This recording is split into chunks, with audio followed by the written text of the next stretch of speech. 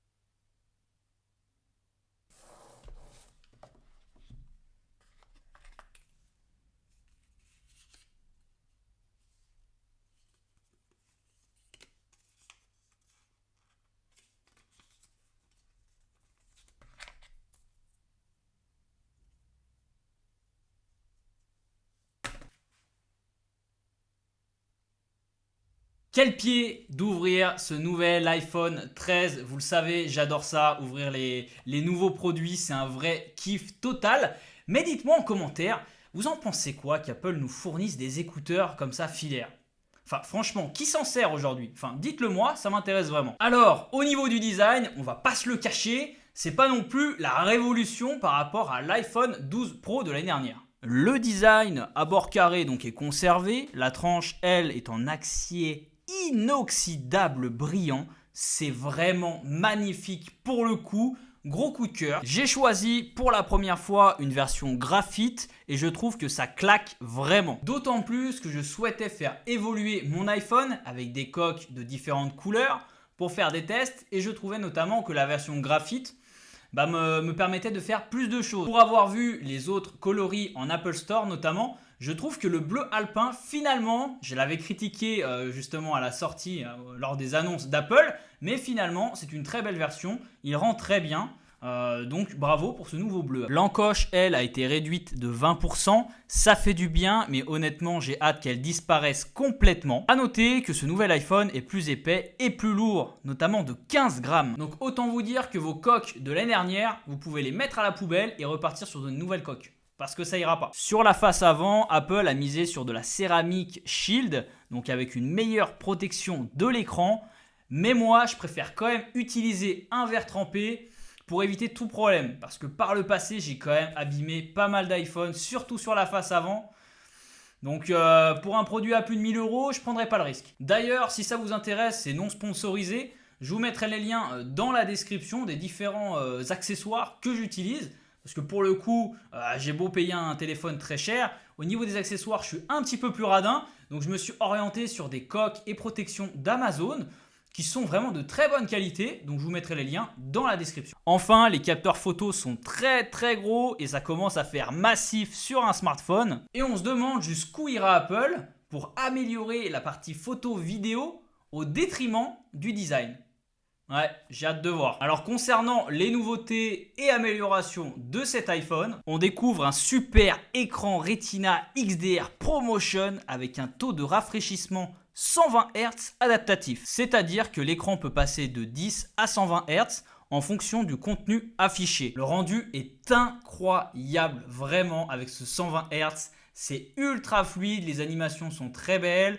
On a un rendu qui est vraiment au top du top. Enfin, sur un iPhone, on a du 120 Hz et ça fait plaisir. Autre nouveauté, le mode cinématique. Ce nouveau mode offre un flou artistique de grande qualité. J'ai trouvé des résultats assez bluffants pour le coup. Le focus sur les visages, il est incroyable, mais aussi sur les objets, sur des fleurs. Par moment, j'ai malheureusement rencontré des pertes de focus, mais j'ai remarqué que c'était généralement dans des endroits où il y avait un petit peu moins de luminosité. Donc malgré ce que Apple peut dire, au niveau de la luminosité des capteurs, c'est pas encore ça. Alors vous pouvez aussi donc utiliser ce mode en portrait et ça marche très bien, voire même mieux dans certaines situations. C'est une vraie bonne idée de la part d'Apple d'avoir ajouté ce mode. Voilà, la vidéo c'est en pleine expansion et là ça permet justement de donner une autre vision de la vidéo. On peut vraiment venir s'amuser en créant des effets de flou d'arrière-plan qui sont très bien réussis. Alors c'est une première version, donc forcément Apple va venir l'améliorer sur ses prochains iPhones. Donc on peut vraiment imaginer que dans 3-4 ans, ce soit vraiment incroyable et pourquoi pas venir remplacer un hybride. Voilà, ce serait complètement fou. Après, au niveau du mode vidéo classique, standard, donc vous pouvez filmer en 4K jusqu'à 60 images secondes. Et moi, je trouve que le rendu, il est vraiment magnifique. D'ailleurs, cette vidéo, je la tourne donc là avec mon nouvel iPhone 13. Donc n'hésitez pas à me dire ce que vous en pensez. Alors, au niveau de la photo, là aussi, ça a été amélioré, vous vous en doutez bien. Notamment au niveau des capteurs, voilà, ils sont plus gros, plus performants. Alors que ce soit avec le nouveau téléobjectif ou l'ultra grand angle, j'ai trouvé les rendus très propres. L'autofocus, il est vraiment de très très bonne qualité. Les capteurs sont censés justement attirer un petit peu plus la lumière. Moi, je trouve que c'est pas le cas malheureusement. Par contre, le nouveau mode macro qui met si bien en évidence sur leur site avec des images tout simplement incroyables. Écoutez, il pourra passer l'après-midi dans Annecy à essayer de faire des photos, etc. Le mode macro, je suis vraiment, mais alors vraiment pas convaincu. Alors peut-être c'est moi qui m'y prend mal, mais franchement, le rendu, on est très très loin des magnifiques images du site d'Apple. Alors j'espère qu'il y aura des mises à jour, j'espère que ça va évoluer dans le bon sens, mais pour l'instant, pour être complètement transparent avec vous, je suis pas convaincu. Ce nouvel iPhone, il est également équipé de la nouvelle puce donc de chez Apple, la puce A15 Bionic. Voilà, elle est extraordinaire, elle est surpuissante. Oui, elle est bien, c'est la dernière puce d'Apple, donc forcément ça va plus vite, c'est plus fluide. Mais bon, les amis, on va pas non plus se le cacher, on va pas se faire avoir par rapport à l'iPhone 12 Pro, 12 Pro Max notamment où j'ai pu comparer. Il n'y a pas vraiment une grosse différence. Voilà, on va pas la voir. Nous, en tant qu'utilisateurs lambda, on va pas le voir. Donc c'est bien, on a la dernière puce, mais c'est pas non plus une révolution. Après, si vous êtes sur une ancienne génération de smartphones, peut-être l'iPhone 10, l'iPhone 11, là vous allez commencer à sentir qu'il y a quand même une évolution au niveau de la puce, que ça va plus vite. Mais finalement, pour faire quoi? Quelle utilisation vous en faites de votre téléphone? Si vous allez sur Instagram, Facebook et Internet, honnêtement cette puce-là, ça va pas vous changer la vie. Par contre, si vous faites du gaming, que vous jouez à beaucoup de jeux, des jeux récents, voilà, par exemple le nouveau Call of Duty sur mobile, des gros jeux, voilà, ça peut être utile. Si vous faites peut-être du montage vidéo, de la retouche photo, que vous prenez voilà, des photos ou que vous filmez, par exemple, oui, là, ça va être utile d'avoir une puce puissante. Mais pour une utilisation classique, lambda, je ne suis pas sûr que ce soit vraiment utile. Enfin, dernier sujet très sensible, la batterie. C'est vrai qu'Apple l'a mis en évidence, plus 1,5 heures sur le 13 Pro et 2,5 heures sur le 13 Pro Max. Alors ça peut paraître énorme. Alors pour le coup, ça fait que quelques jours que je le teste, donc je ne peux pas vraiment vous donner mon avis sur mon retour d'expérience sur la batterie. Mais je vous propose vraiment un retour d'expérience complet d'ici début octobre où j'en ferai une vidéo dédiée parce que je sais que c'est un sujet qui est très sensible et qui vous intéresse tous. Donc, je vous donnerai vraiment mes retours. Alors, pour conclure, les amis, ce nouvel iPhone 13 Pro, il est génial. C'est le meilleur créé jusqu'à présent en tout point. Puissant, rapide, le 120 Hz le rend plus fluide que jamais. Son nouveau mode vidéo, il est prometteur, ainsi que ses nouvelles améliorations photo. Mais les amis, soyons honnêtes, les fanboys, soyons honnêtes, on va se dire les choses. Cet iPhone 13 Pro, ce n'est qu'un iPhone 12 Pro S pour moi. C'est une simple évolution, c'est une toute petite évolution. Mais finalement, est-ce qu'on a besoin de grandes révolutions chaque année dans un smartphone?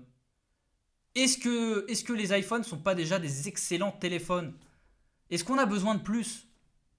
sommes-nous pas arrivés à un point de rupture au niveau des améliorations, des évolutions technologiques au niveau d'un smartphone? Écoutez, je vous propose de me répondre en commentaire de cette vidéo, ça m'intéresse fortement.